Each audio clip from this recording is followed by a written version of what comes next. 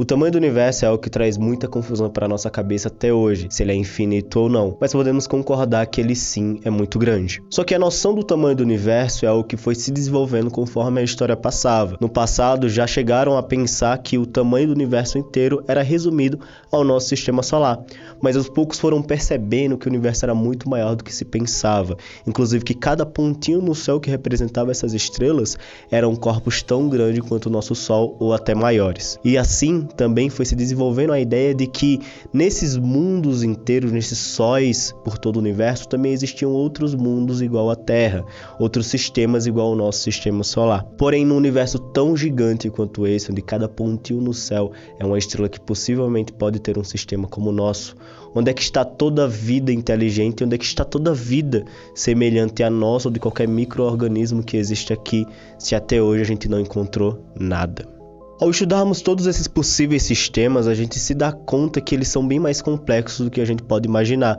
Vários sistemas com 2 ou mais estrelas e outros planetas se movimentando, o que traz uma complexidade muito maior para a gente conseguir prever o seu movimento e a sua posição em determinados momentos e assim estudar esses corpos. Não sei se você já viu a noção de problema de 3 corpos, é que quando você começa a trabalhar com 3 corpos se movimentando ali ou mais, a complexidade de previsão fica absurda, a não ser em casos especiais. Análises mais tranquilas são como da Terra e do Sol, em que se resume basicamente a um problema de 2 corpos pela força gravitacional atuante entre os dois, ou quando você vai analisar a Lua ao redor da Terra também. Mas as complexidades, elas dificultam muito os estudos de alguns outros mundos que existem por aí. Porém, também existem tanto situações mais específicas desses corpos que estão se movimentando, como também existem sistemas bem mais simples, e sistemas inclusive parecidos com o nosso, com planetas parecidos com o nosso. Até porque, por mais que existam mundos tão complexos para se estudar, existem tantas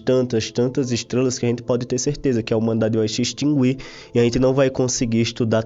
nem próximo de todas as estrelas que existem no universo. Então, a partir do momento que a gente tem essa noção de infinitude, por que pensar que o nosso mundo é o único mundo que existe vida?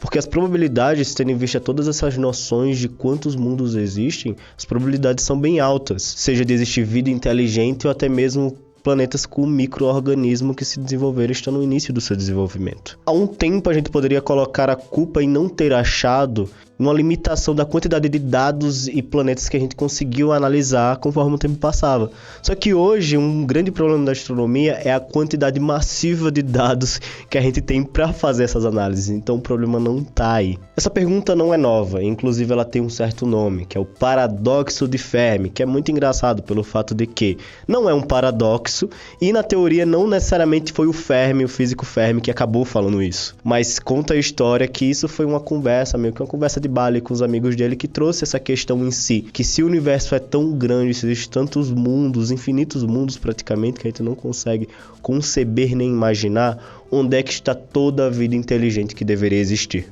Esse é um problema realmente interessante de se pensar, o que deixou a pulga atrás da orelha de muitos cientistas, muitos pesquisadores ou até de qualquer pessoa que escutava essa história. Porque a gente começa a pensar realmente, se o universo é tão grande, cadê todo mundo? Para tentar responder essa questão, foi desenvolvida uma equação. Coloquei entre aspas também porque não necessariamente é uma equação, mas é conhecida como tal e tem a cara de uma, que é conhecida como a equação de Drake. Essa equação, ela basicamente traria pra gente qual seria o número estimado de civilizações inteligentes que existiria na nossa galáxia. E por que eu falo que não é equação? Porque ela surgiu mais como uma das anotações do Drake quando ele estava tentando puxar investidores para investir em tecnologia para estudar e tentar descobrir vida inteligente fora da Terra. Então ele precisava fazer as anotações ali para as pessoas meio que verem aquilo, ver o que ele está apresentando e investir. E se criou-se essa equação que a gente tem até hoje. Mas ela basicamente indica que esse número de civilizações que existiria na galáxia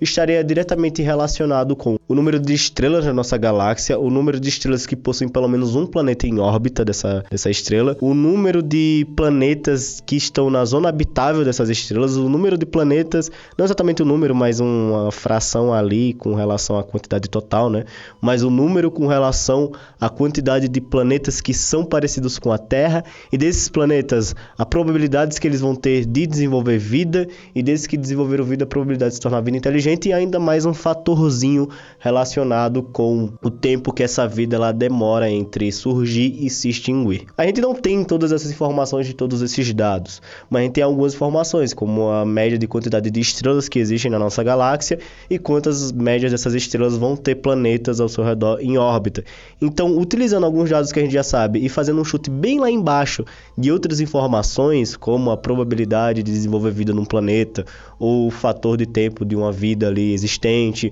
ou a probabilidade dessa vida se tornar uma vida inteligente como a gente, desenvolveu-se, foi resolvendo essa equação, né? E foi chegado numa quantidade mais ou menos de dezenas. Então é um número relativamente alto quando a gente não encontra nada, só que pode estar, sei lá, na outra ponta da galáxia, para encontrar, para descobrir exatamente onde é muito difícil. Só que aí foi chutando bem baixo. Só que mesmo assim, isso daí só traz uma noção pra gente ficar brisando e não necessariamente traz uma resposta se realmente existe vida fora da Terra. Então, o que poderia dizer o porquê que a gente nunca encontrou essa vida? Uma das resoluções é o conhecido como grande filtro. Esse grande filtro ele traz uma noção de que quando a gente está se desenvolvendo como espécie, a gente passa por vários filtros durante a nossa história. Inclusive, se você parar para pensar, o desenvolvimento desde seres unicelulares para seres pluricelulares já foi meio que um filtrozinho ali que foi passado. Quando você tem grandes extinções, você tem situações de filtros que vão acontecendo e só uma parcela ali das espécies acabaram seguindo. Inclusive, sorte que existiam espécies o suficiente no planeta para você ter uma parcela que ficou ali para contar a história e se reproduzir e continuar. Mas são situações que para a gente pode causar nossa extinção e a extinção de todo o planeta, enquanto para o universo são nada praticamente. É praticamente uma vírgula na história do universo, esses eventos que podem acabar com toda a nossa história. Então a gente acaba passando por vários filtrozinhos e teria esse grande filtro que todas as sociedades meio que precisariam passar, e a gente tem duas hipóteses sobre isso. Ou a Terra já passou e foi o único que passou por esse grande filtro, por isso que a gente não consegue encontrar nenhuma outra civilização, ou a Terra ainda não passou por esse grande filtro e é aí que está o medo. Será que a gente vai chegar nesse grande filtro e a gente vai conseguir passar ou não? E é de se imaginar que isso pode estar atrelado a guerras, a gente acabar destruindo nós mesmos com as guerras do nosso planeta, ou às vezes a gente acabar sendo extinto por conta do nosso meio ambiente, que a gente vai tratando ele como bosta e acaba que o nosso desenvolvimento tem a questão do aquecimento global, tem a questão das mudanças climáticas que podem extinguir a gente. Então você tem várias situações, ou às vezes também é algo que a gente não consegue imaginar o que é e que pode vir aí pra frente e a gente não passou. E às vezes outras civilizações já passaram, só que a gente precisa passar por esse grande filtro para entrar em contato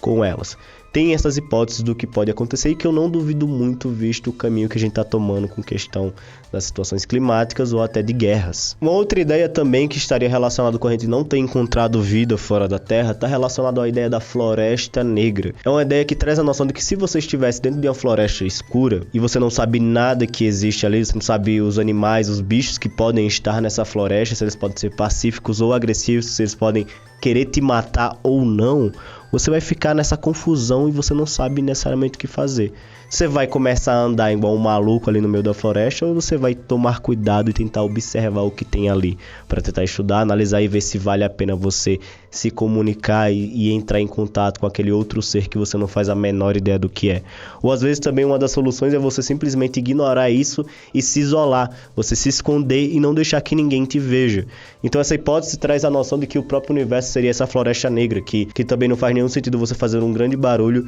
e ir atrás dessas sociedades igual um maluco e de certa forma ter o perigo de ser capturado, ter o perigo de ser dominado por outras sociedades que você não sabe do que são capazes, que podem ser mais ou menos evoluídas do que você. Isso não é tão estranho de se pensar, visto que a própria humanidade na sua história já escravizou muito dos seus. Então imagina uma outra civilização com outros seres que podem nem tratar a gente como igual e que a gente também pode acabar fazendo a mesma coisa, que eu não duvido nada. Mas por mais que essa lógica seja plausível, não é algo que a gente segue muito à risca, até porque a gente tenta se comunicar o máximo que dá com seres extraterrestres desde que a gente tá procurando, basicamente, e até já mandamos sondas com informações sobre a Terra, sobre a nossa sociedade e a nossa localização no universo. Então é algo que a gente não segue muito à risca de tomar o cuidado de a gente encontrar seres que podem ser possivelmente perigosos pra gente. Agora, a busca em si por vida no universo, ela segue um certo caminho, uma certa ideia em si, que é a ideia de você encontrar, por exemplo, civilizações do tipo 2 na escala de Kardashev, Essa escala traz a noção de um tipo de sociedade com base em como ela gasta a sua energia e como ela utiliza a energia em si. Em que você tem a do tipo 1, que ela basicamente utiliza a energia do seu planeta inteiro, tem a do tipo 2, que ela utiliza a energia da sua estrela, do seu sistema, e você tem a do tipo 3, que ela utiliza a energia da própria galáxia. Só que a do tipo 2 especificamente, ela tem uma coisa chamada esfera de Dyson, que é uma esfera teoricamente imaginada para você absorver a energia do Sol, e ela seria uma esfera que estaria ao redor do Sol. Então, a partir dessa ideia, se imagina que se a gente quiser encontrar civilizações tipo 2 ou semelhante no universo, a gente teria que encontrar civilizações que criaram uma estrutura suficientemente grande para absorver a energia da sua estrela. Então, a partir disso, se estuda as estrelas que podem ter potencial de existir um planeta com essa civilização através da variação do seu brilho. E a gente tem o James Webb aí, olhando para muitas estrelas, a gente tem outros telescópios que também analisam muitas coisas. É um tipo de busca, um tipo de procura para encontrar uma possível civilização inteligente, que é encontrar uma civilização que construiu possivelmente uma estrela de Dyson. Agora, trabalhando com a ideia de vida extraterrestre, que não necessariamente é inteligente, também eu tenho outras maneiras de se pesquisar e de se procurar, que é através de espectrometria, que é basicamente estudar um exoplaneta, um planeta de outro sistema, através da luz que vai passar pelo planeta, vai passar pela atmosfera do planeta, e a gente analisar o espectro dele e a partir das assinaturas de cada molécula, porque cada molécula, quando passam a luz nele, ele basicamente deixa a sua assinatura e a gente consegue estudar e dizer qual é aquela molécula, qual é aquele átomo, qual é aquele elemento químico que está ali presente na atmosfera ou num gás específico por conta da luz. Estudando isso e procurando moléculas que são geradas especificamente e exclusivamente por conta de vida, a gente tenta encontrar vida em outros planetas, só que aí não necessariamente vida inteligente, mas pode ser só vida bacteriana, microscópica e etc., que está de alguma maneira gerando essas moléculas. Uma coisa recente que aconteceu foi a descoberta entre aspas, que foi de fosfina em Vênus, que foi publicada. Só que foi observado também que tinha uns erros nessa publicação, tinha uns erros nessa análise, o que fez essa hipótese meio que ser descartada, mas a pesquisadora que estava por trás disso está estudando ainda, está analisando os dados. Ela disse que está otimista, mas eu não sei. Só que isso foi descartado porque não seguiu a noção experimental correta para você dizer que realmente era fosfina ali, que seria uma molécula que seria gerada só por seres vivos. Que aqui na Terra, pelo menos quando a gente analisa, a sua origem é basicamente de seres vivos. Outro lugar que também é muito procurado é na própria lua de Júpiter, a Europa, que vai ter uma crosta de gelo bem intensa com água lá dentro e tem vários elementos específicos para o desenvolvimento da vida. Então é uma potencial lua que pode ter vida sim, que a gente pode tentar analisar. Então se tem ideias de mandar sondas para lá para a gente estudar se existe vida ou não. E descobrir e confirmar vida microscópica, mesmo que microscópica, com certeza seria uma grande revolução para a ciência, porque a gente teria a noção de que a vida não foi feita só aqui, e um grande baque para a sociedade, principalmente para as religiões e para o senso comum das pessoas. E também há possíveis casos de comunicação com a gente, como o sinal WOW, que foi um sinal recebido pelo Observatório dos Estados Unidos Big Ear no dia 15 de agosto de 1977, em que basicamente o radiotelescópio estava recebendo dados. Em outro momento, o astrônomo foi lá analisar os dados bonitinhos que estavam sendo recebidos pelo radiotelescópio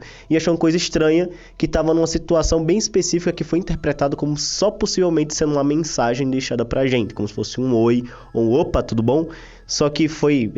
ela anotou ali, circulou e escreveu o WOW do lado, por isso que ficou conhecido como o sinal WOW. Só que depois as pessoas vão ter hipótese de ter sido só algum ruído, algo do tipo, ou ele detectou alguma outra coisa, não se sabe. Até porque esse tipo de sinal e esse sinal nesse lugar específico também nunca mais foi detectado, então até hoje não sabe o que foi, e fica aí só nas teorias, nas hipóteses do que pode ter sido, e com certeza a teoria da conspiração é o que surge muito com esse tipo de coisa. Mas além disso, a gente sempre está curioso se existe vida extraterrestre ou não, se a vida só se desenvolveu aqui na Terra, e seria muito triste se no universo inteiro só existisse a gente. Então é isso, muito obrigado se você assistiu até aqui. Se você gostou, deixa o seu like, compartilha com seus amigos, se inscreve no canal que tem muito mais vídeos de coisas diferentes, tem aula, tem resolução de questões, tem Olimpíadas Científicas que a gente acaba ajudando aqui para quem quiser estudar para as Olimpíadas, tem divulgação científica como vocês estão vendo aqui, tem resumo de livros de ciência também, tem várias outras coisas, então acho que você vai gostar. Então se inscreve, por favor. Muito obrigado e tchau!